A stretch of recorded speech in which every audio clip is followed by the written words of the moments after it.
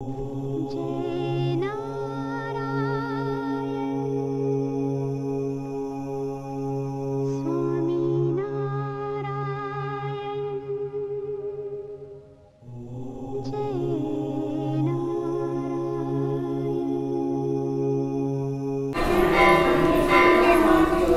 जब पृथ्वी की जब रचना हुई थी तो ब्रह्मा जी ने किया है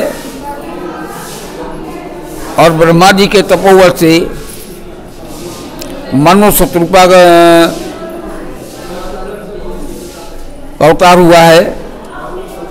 मनु शत्रुपा से उत्पन्न माता देवती और उनका एक भाई उत्तानपाद जो कि ध्रुव के पिता हैं। ध्रुव को नाम सभी लोग तो जानते हैं। उनके पिता उत्तानपाद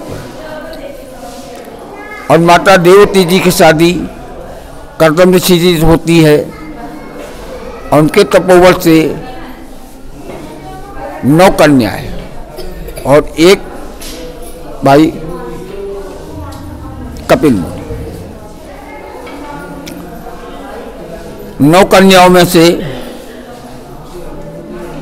क्रिया, अनुरदति, ख्यात, अनसुईया, हाविर्भु, गति, अनुरदति, ये जो 9 कन्याएं हैं,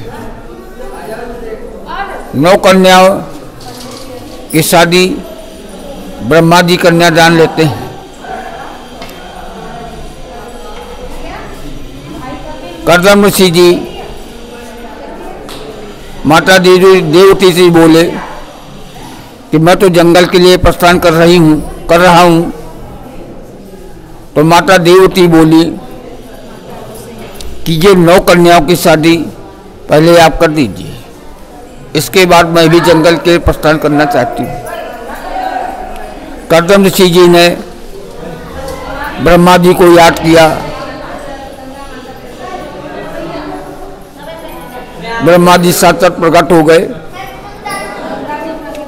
बोले कि 9 कन्याओं की शादी आपको करना है, इनके हाथ आपको पीले करने हैं। ब्रह्मा जी ने तुरंत ही अपने 9 लड़कों को याद में बुलाया और एक ही मंडप के नीचे 9 बेटियों के हाथ पीले कर दिए, जो कि ब्रह्मा जी के 9 ही लड़के थे। अपने ही लड़कों को बुलाया और एक ही मंडप के नीचे 9 बेटियों के हाथ पीले कर दिए। सबका कन्यादान भी लिया, जिसमें माता अनसुईया जी तीसरे नंबर की थी। भाइयों में अत्रि मुनि महाराज तीसरे नंबर के थे। माता अनसुईया जी की शादी अत्रि मुनि महाराज जी से होती है। शादी होने के उपरांत अत्रि मुनि महाराज और माता अनसुईया जी इसी महेंद्राचल पर्वत के ऊपर आकर के 15,000 वर्ष के लिए तपस्या लगाई में बैठ गए। जब 15,000 तपस्या में विलीन हो गए, तब उसी बीच में यहाँ पर बहुत अकाल पड़ गया, सूखा पड़ गया, पानी नहीं बरसा। कई हजार वर्ष तक पानी नहीं बरसा।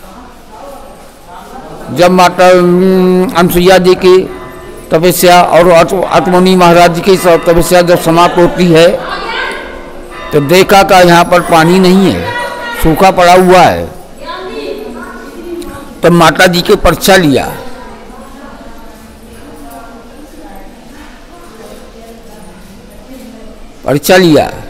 कि मुझे प्यास लगी है, जबकि उनको पानी की जरूरत नहीं थी। परीक्षा लिया, मुझे प्यास लगी, पानी लाइए। तब माता जी पति की आज्ञा से लेके कमंडल 84 किलोमीटर तक पानी के खोज के लिए निकली। 84 किलोमीटर तक पानी के लिए तलाश में निकली। जगह जगह पेड़ पौधे से पूछती गई पानी के लिए, पानी नहीं है। जीव जंतुओं से पूछा, पानी नहीं है। तो माता अनसुईया जी को जब पानी नहीं मिला तो इसी मंडलाचल पर्वत पर दक्षिण साइड में आकर के बैठ गए और भगवान से प्रार्थना करी कि हे भगवान, मेरे पति जो प्यासे हैं, मुझे पानी चाहिए, जल चाहिए। अगर जल नहीं मिला तो मेरा पतिव्रता धर्म नष्ट हो जाएगा, हो सकता है उनके प्राण भी छूट जाए। तब एक कन्या छोटे से घड़े में थोड़ा सा पानी लेके आती है, बोले ये लो, अपने पति को पिलाइए, स्वयं पी लो। तो माता जी ने कहा हमारे पति पी लेंगे, हम भी पी लेंगे, लेकिन जंगल के जीव जंतु जो शेष बचे हुए हैं उनको भी पानी चाहिए, जो पेड़ पौधे सूख रहे हैं उनको भी पानी चाहिए। तब आकाशवाणी होती है कि तुम्हारे अंदर वो शक्ति है, आप स्वयं जल प्रकट कर सकती हो। तो माता जी ने अपने तपोबल से ये मंदाकिनी गंगा प्रकट करी और वहीं से अपने पति को पानी। उनके पति जो पानी पी करके बहुत खुश हुए, बोले ये पानी कहाँ से लाए, इतने दिनों से बरसात नहीं हुई है, ये कहाँ से ले आए इतना शीतल जल, स्वच्छ जल। बोले आपके तपोबल से, आपकी तपस्या से। उनके पति देव अतमुनि महाराज बहुत खुश हुए और देखा देखा कि ये मंदाकिनी हर हर बह रही है। उन्होंने माता अनसुईया जी को बहुत आशीर्वाद दिए। उसी में स्नान करके बोले जो इस पवित्र मंदाकिनी गंगा में स्नान करेगा वो निरोग हो जाएगा, पापों से मुक्त हो जाएगा, रोग से मुक्त हो जाएगा। इसके बाद दूसरा प्रसंग आता है सती नर्मदा का। सती नर्मदा जो है माता जी की राशि है, वो बचपना से माता जी की सेवा में लगी। माता जी की सेवा करते करते इतना जो है उनके वो अंदर तपोबल आ गया कि वो ब्रह्मलोक में चली गई। जब ब्रह्मलोक में चली गई तो वहाँ के जो देवी देवता लोग थे, सती नर्मदा से पूछा आप यहाँ कैसे आई? बोले कि मैं तो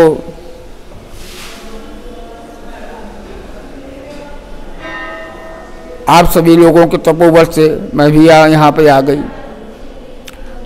बोले आपके पतिदेव कहाँ है? बोले मैंने तो शादी की नहीं है।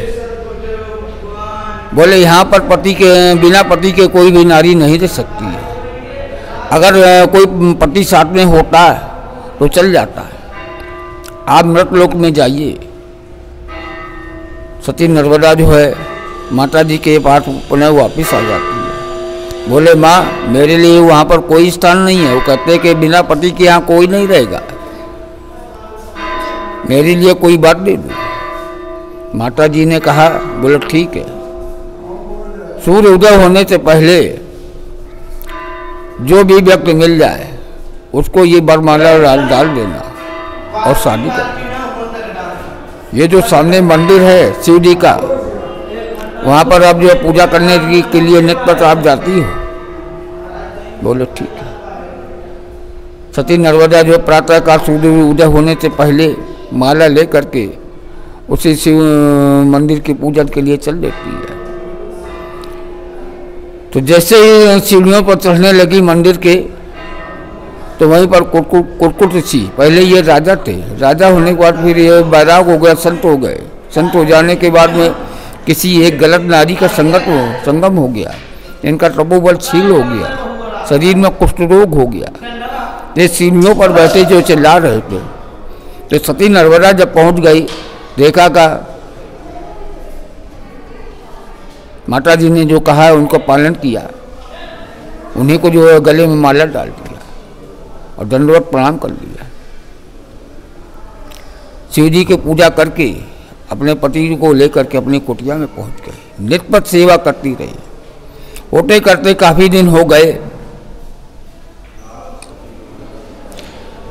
तो उनका कुष्ठ रोग सही करने के लिए बैठ के यहाँ जा रही थी। रात का समय था, रात हो गई थी, तो रास्ते में एक मांडव ऋषि जी आश्रम पड़ता है। तो मांडव ऋषि जी अपने आश्रम के बाहर त्रिशूल गाड़े हुए ऊपर त्रिशूल के ऊपर लेटे हुए तपस्या कर रहे थे। तो सती नर्मदा वहीं से पास से निकली तो उनके पैर में थोड़ा सा धक्का लग गया। तो मांडव ऋषि जी ने उनको श्राप दे दिया कि सूर्य उदय होते ही मेरा पति खत्म हो जाएगा। सती नर्मदा जो है हाथ जोड़ के प्रार्थना करने लगी, ये मुनिवर, ये हमारे स्वामी हैं, धोखे से लग गया है, आप मुझे क्षमा कर दीजिए। मेरे पति कोई गलती नहीं है, नहीं देख पाए, अपना श्राप वापस ले लिए। बोले नहीं, मुख से निकला हुआ शब्द वापस नहीं होता है। सती नर्मदा बोली ठीक, मैं सूर्य को उदय नहीं होने देंगे। सूर्य को जो है 6 महीने तक उदय नहीं हुए। पूरे ब्रह्मांड के सभी देवी देवता परेशान, सूर्य नहीं उदय हो रहा, सारी बनी पृथ्वी नष्ट हो रही, सारों कारोबार रुके हुए हैं।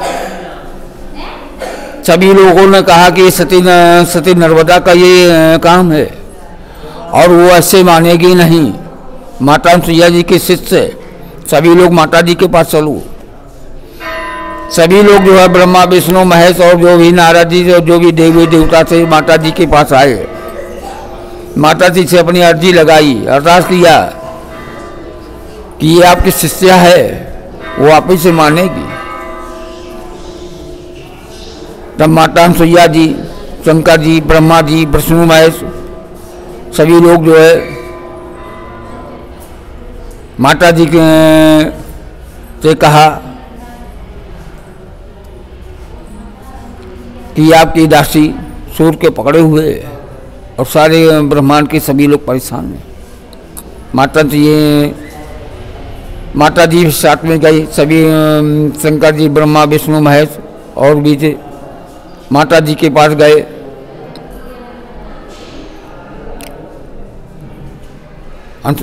सती नर्मदा जी के पास गए, कहा कि भाई सूर्य को छोड़ दो। बोले हम सूर्य को छोड़ देंगे, मेरे पति जो खत्म हो जाएंगे। बोले तुम्हारे पति जी खत्म नहीं होने देंगे, आपको छोड़ दो, हम लोग जो है सही कर लेंगे। माता जी के अनसुईया जी की बात मान करके सती नर्मदा जी ने सूर्य को छोड़ दिया, उदय हो गए। और माता अनसुईया जी, ब्रह्मा जी, विष्णु भगवान, शंकर जी और जो भी देवी देवता थे अपने तपोबल से उनको जो सही कर दिया। ये माता जी का दूसरा प्रसंग था। ये सब नारद जी सब देख रहे थे। नारद जी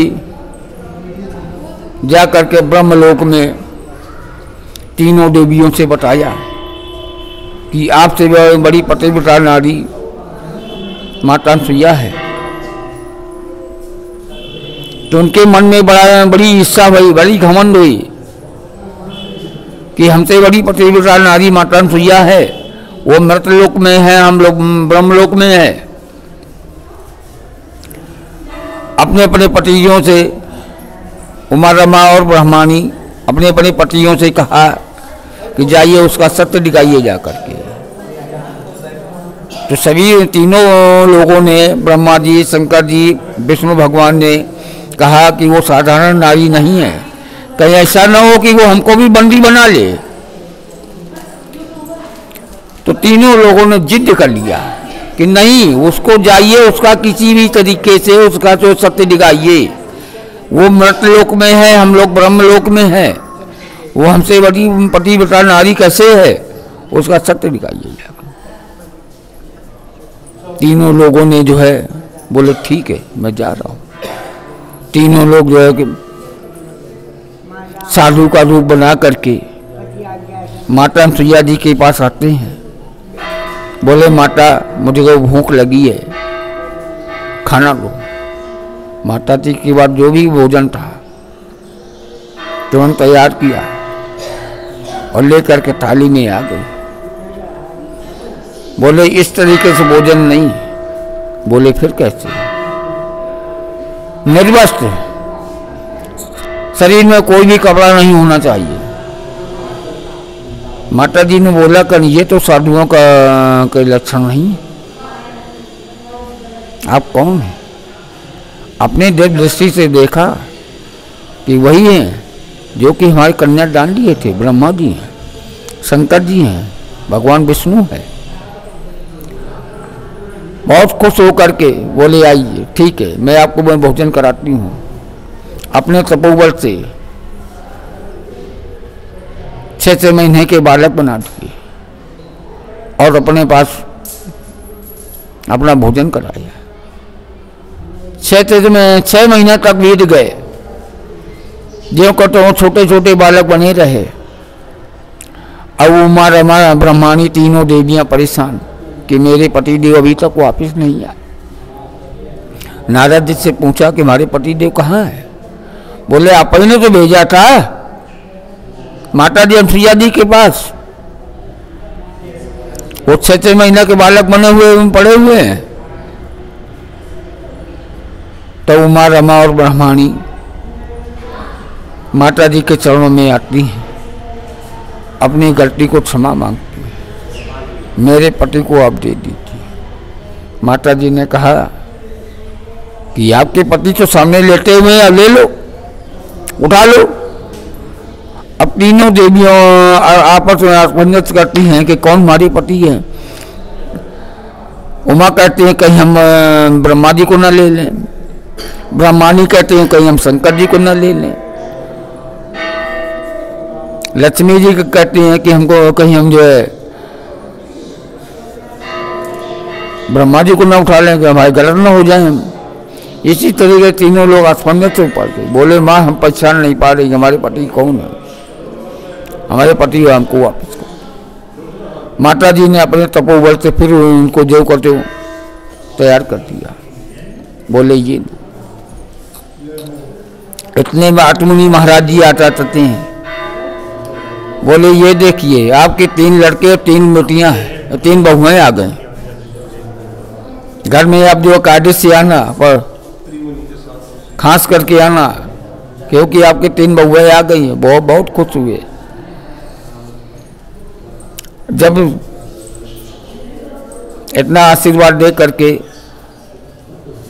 शंकर जी, ब्रह्मा जी और विष्णु भगवान तीनों लोग जो है अपने देवियों के साथ वापस चलने लगे तो माता जी के चेहरे में उदासी छा गई और देखा कि पांडा खाली है। तो अपने अपने तपोबल से तीनों लोगों ने एक एक बालक तैयार किया। ब्रह्मा जी ने दत्तात्रेय को और भगवान विष्णु ने चंद्रावशी जी को और शंकर जी ने दुर्वासा ऋषि जी को 3 बालक अपने अपने तपोबल से बना करके उसी पालना में उतार दिए। बोले अब ये आपके बालक हैं, आप इनकी सेवा करो। इतना कह करके तीनों लोग जो है अपनी अपनी रानियों के देवियों के साथ ब्रह्मलोक वापस आ गए। इसके बाद भगवान श्री राम, लक्ष्मण, माता सीता जी